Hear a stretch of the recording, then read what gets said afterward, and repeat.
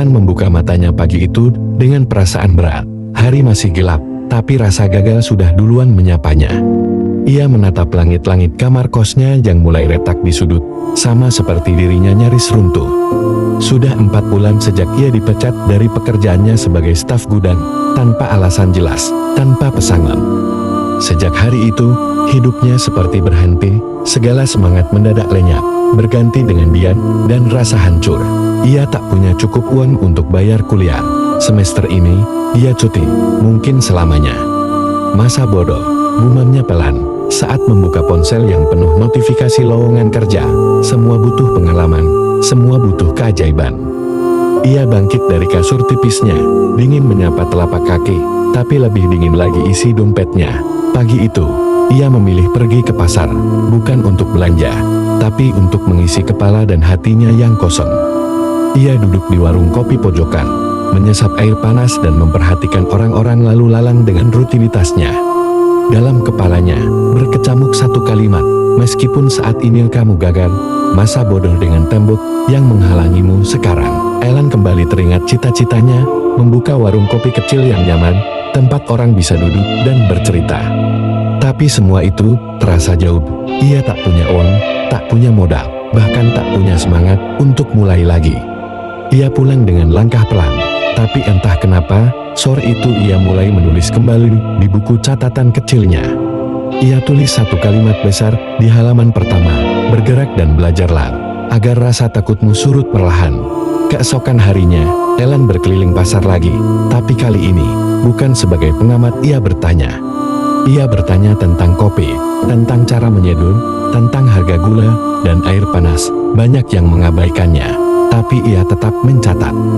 Ia pulang dengan 2 bungkus kopi sachet dan 1 panci bekas dari tukang loak. Hatinya hangat, walau isi kantong tinggal recehan. Malam itu, ia membuat kopi pertamanya, gagal, terlalu pahit. Ia coba lagi, gagal lagi, tapi ia tak berhenti. Ia terus mencoba, hingga secangkir kopi terasa pas. Ia tersenyum kecil, meski tidak tahu siapa yang akan membelinya. Esok pagi, ia naik sepeda sambil membawa termos dan plastik kecil berisi kopi. Dia keliling gang, menawarkan satu-satu. Banyak yang menolak, beberapa mencibir, tapi satu tukang bangunan membeli. Kopinya enak, katanya itu cukup. Hari-hari berikutnya, ia tetap keliling. 1 pembeli menjadi 2, 2 menjadi 5. Ia terus menyeduh dan mengayuh. Setiap malam tubuhnya lelah, tapi ia paksa tetap bangun pagi. Paksa rasa lelahmu keluar. Kalimat itu jadi mantra.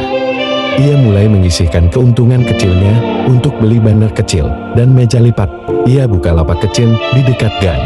Kadang hujan datang tiba-tiba, kadang tidak ada pembeli sama sekali. Tapi Ellen tidak menyerah.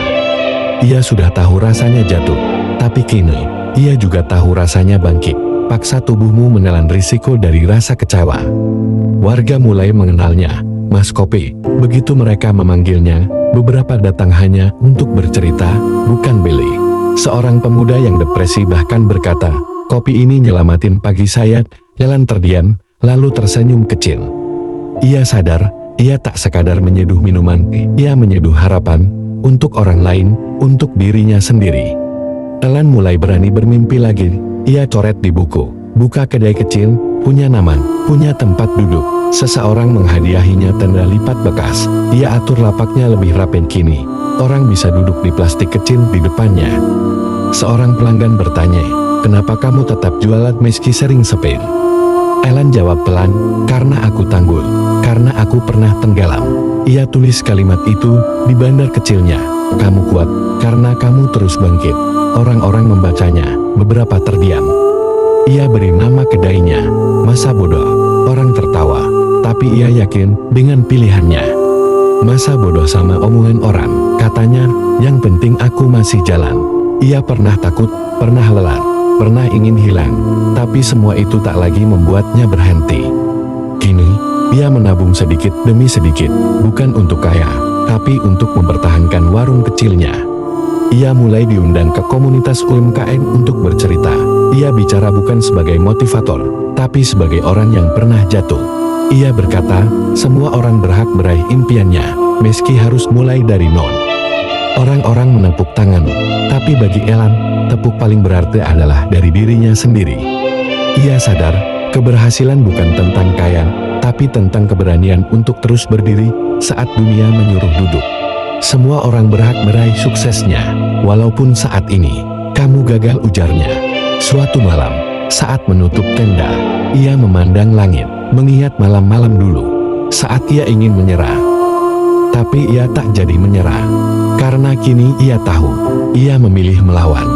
Masa bodoh bukan bentuk kacau, masa bodoh adalah bentuk keberanian untuk terus melangkah, meski gemetar.